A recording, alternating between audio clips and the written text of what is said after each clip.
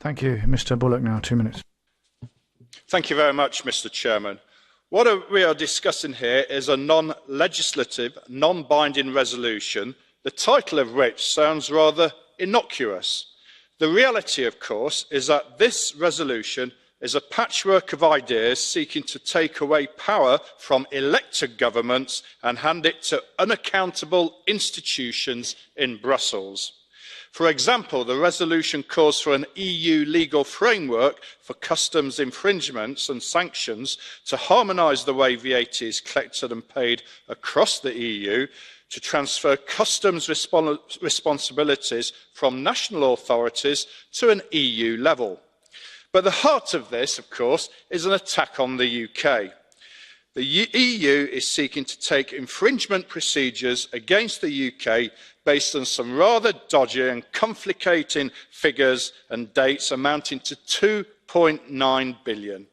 Fraud is a widespread problem in the UK, and no doubt we are doing the best to make sure importers pay the correct duties. But this is about squeezing every penny from the UK to fill the EU's coffers before Brexit.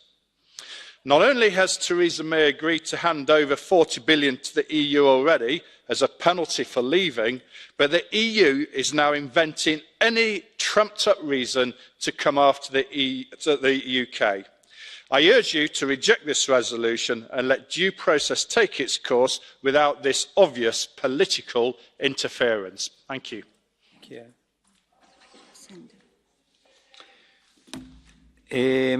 Mr. Bullock, prego, c'è una domanda.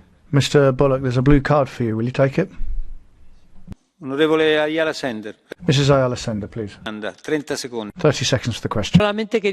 Well, I only wanted to put one question to you. Are you aware that in the comments there was a discussion where that particular fraud was broached and where your British counterparts actually discovered that on the day Brexit takes place, if it does, it'll be your problem then, because that will affect your own money. Are you aware of that? Grazie. La sua risposta. Thank you. Your response, please. No, I'm afraid the British government rejects this. What this is obviously doing is raising something when Brexit is happening. It's a way of the EU chasing money offers. This doesn't work. This organisation doesn't work. It's a disgrace that we are being punished simply because we have voted to leave. And it's not surprising that even British government ministers now are saying this is like the Soviet Union. It's a disgrace.